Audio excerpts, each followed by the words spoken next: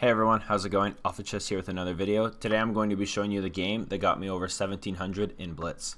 Let's get right into it. I have the black pieces, he has the white. He starts with the ready opening, and for the longest time I really struggled with what to do versus openings that aren't traditionally e4, right? And I found this wonderful defense known as the Dutch defense, and it's the system that I employ every time someone starts with either queen's pawn, the ready opening, or G3, B3, anything like that. Anything that's not one E4, I play the Dutch defense. So hopefully you can learn a little bit about the Dutch defense in this video as well. We have D3, knight F6, knight C3, E6, bishop G5, bishop E7, defending the knight, E3, castles, and queen to D2. So I have a very standard defense. This is the Dutch. You want these pawns like this. You want a castle, get your rook, your bishop, and your queen all looking at this knight. Really good setup here for black.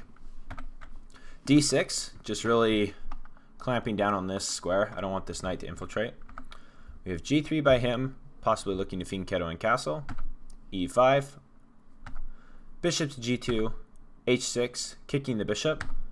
Bishop captures, E4, challenging me in the center, and I decide to push, thinking taking here is going to be quite risky for white, as it's really going to weaken his king side.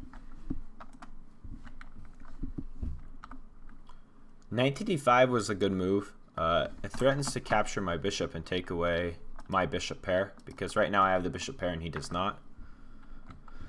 And I didn't really see a square. Moving the knight, or moving this, would just lose it anyway. It's going to get captured either way. So instead of wasting a tempo, I just decided to kick the knight from that strong central square, and he takes the bishop pair from me. Unfortunate, but in the position I was in, unpreventable. Then he castles queenside. So I play bishop to G4, pinning the knight to the rook.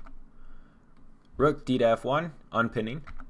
B5, advancing my pawns on the queen side. H3, kicking the bishop. Bishop to E6. G4, advancing the pawns on the king side. So both of us are going to try and get pawn storms on the opposing kings. A5, B3, A4, and then queen to B4, threatening to pick up this weak D6 pawn. So right here, I was faced with a decision. I had to defend the D6 pawn, and I chose to ignore it with the threat of, if he were to capture, I would capture and then be one square away from queening, which would be quite dangerous for white.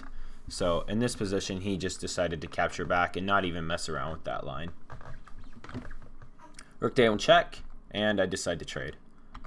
So now each of us has this open A file. He's going to be able to access it quicker with his rook, and so I have to defend here as well, and so this kind of puts my knight in a tricky spot. He doesn't take advantage of it though. I think moving over and coming down, taking control of the A file and then perhaps infiltrating would have been a better move. But he decides to do this pawn break here in the middle. So of course I'm going to capture. He captures back, and now I pressure his queen. And with this, I'm allowed to get my knight into the game, and I haven't lost the A or B file yet. I'm going to be able to contest. Rook to A1, two moves too late in my opinion. Knight to D4, centralizing the knight. He finally brings his rook. Like I said, he should have done this 2 moves ago, but he puts his rook on the 7th file. The 7th rank, which is a good move. Typically, once you can get your rook to the either the 2nd file or the 7th file for the opposing team, it's generally causes quite a bit of problems. But I've got his light squared bishop so passive, it's so locked in, and he can't really go anywhere with this knight, and so I feel like this is a better position for black just because I'm going to have more chances. My bishop's also quite passive, but unlocking my bishop, either one of those moves, is going to be easier than what he has to do, right? So slightly better position, because after an exchange of knights, either way, I think black has a little bit better position just because he has a little bit better bishop. So I look to exchange. Queen to a3, and we exchange a bunch of pieces. And like I said, I feel I have a slightly better position because my bishop's not so passive. But this has a nice finish to it as well. This is also a blitz game, so time was very low for both of us at this point, and so a lot of moves here at the end.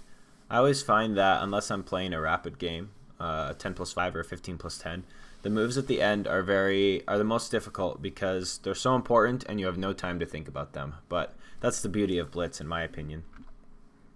Queen to h4, looking to capture the f2 pawn. Check. King moves to safety, and white king defends. So I move back. He wants to keep pressure on my backwards d pawn as well. I start remaneuvering the bishop. A little bit of back and forth play here. Like I said, low on time, uncertainty. I think I had less than a minute and he had less than 30 seconds in this position. So you're going to see white make a mistake here soon, and it's really a nice way that black's able to capitalize on this. Bishop to e8, queen to a6, queen to f6. Bishop offering exchange of bishops. I'm like, yes, because although I thought I had a better bishop, this queen really took away all the squares that I wanted to come over here on the a file. So I definitely exchanged this, and I think this was a big mistake for white. I think it's pretty drawn if he just keeps dancing around over here. I don't really see a way for black to break through. So the queens dance around a little bit. Taking here would be a mistake. It's an advantage to white as the king is slightly more active than the black king. So I deny that. And this is a bad mistake. Looking at the computer analysis, capturing right away would have been better, but I decided to advance the king. And you can clearly see it's checkmate in 1. And yeah, he had 14 seconds at this point, and so he just played a silly move and checkmate. So you can see the king has no squares to run. The pawn is defending these 2 squares, and the queen is defending these 2 squares, as well as hitting him here. So a very pleasing game, a very aesthetic game, in my opinion. I think this is a nice mate to have the king and queen right next to each other. King looks relatively safe. He's got all these pawns, and he still has a queen, and yet he's checkmated. So I hope you enjoyed this game. If you have any comments or questions, go ahead and put those down below, and I'll be sure to take a look at those. Make sure you subscribe and turn on notifications, and I hope you're enjoying the content on this channel. We'll see you next time.